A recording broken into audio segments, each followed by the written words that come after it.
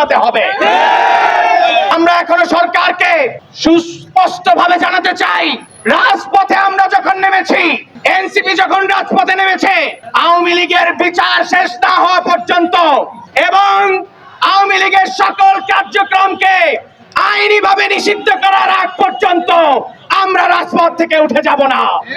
আমরা জুলাই আগস্টে দেখেছি আমাদের ভাইদের উপর যেমনি ভাবে নির্যাতন নিপীড়ন চলেছে, নির্বিচারে পাখির মতো গুলি করে হত্যা করেছে, যেমনি ভাবে পুড়িয়ে মেরেছে, সেই হত্যাকাণ্ড আমরা দেখেছিলাম জার্মানির নাৎসি পার্টি করতে।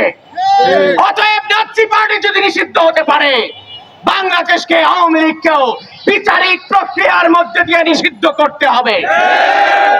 বাংলাদেশ আওয়ামী লীগ একটি গণহত্যাকারী দল। 2013 সনে শাপলা চত্বরে যেমনি ভাবে উলামায়ে কেরামকে বিনা বিচারে নিরস্ত্র মাদ্রাসা ছাত্রদের উপর তারা গুলিবর্ষণ করেছে এবং সেই হত্যাকাণ্ডকে পরবর্তী সময়ে তারা জায়েজ করার জন্য বলেছে যে শাপলা চত্বরে রং মেখে মাদ্রাসা ছাত্ররা শুয়েছিল। আমরা মনে করি এই রং হেডে বিগত 16 বছর ফ্যাসিস্ট খনি আওয়ামী লীগ এবং তার দোসররা যেমনি ভাবে প্রতিটি রাজনৈতিক জনগোষ্ঠীর উপর নির্মম নিপীড়ন নির্যাতন চালিয়েছে, তার প্রত্যেকটি ঘটনা, একটি ঘটনাকে যদি আমরা সামনে রাখি, তার একটি ঘটনায় যথেষ্ট আওয়ামী লীগকে নিষিদ্ধ করার জন্য। ইনকিলাব জিন্দাবাদ।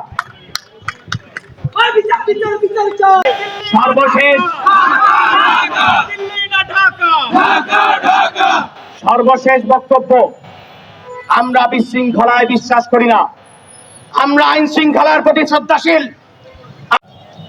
আজকে আমরা যেই দাবিটি নিয়ে এখানে দাঁড়িয়েছি,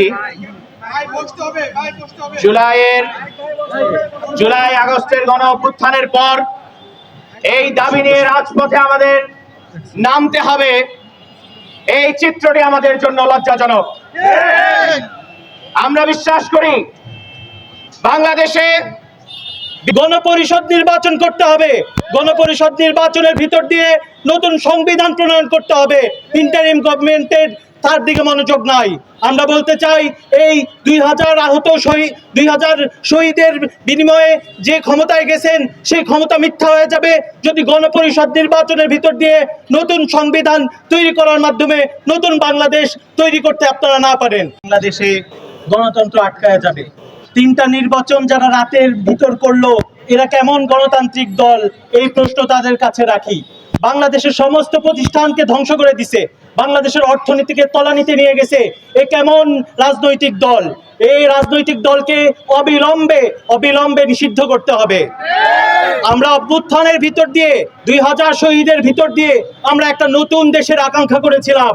সেই আকাঙ্ক্ষা সংস্কারের ভিতর দিয়ে প্রতিফলিত হবে। কিন্তু ইন্টারিম গভর্নমেন্টের দিকে তাকাইলে দেখা যায় তাদের সংস্কারের দিকে তেমন মনোযোগ নাই। আমরা বলেছি গণপরিষদ নির্বাচন করতে হবে, গণপরিষদ নির্বাচনের ভিতর দিয়ে নতুন সংবিধান প্রণয়ন করতে হবে। ইন্টারিম গভর্নমেন্টের তার দিকে মনোযোগ নাই।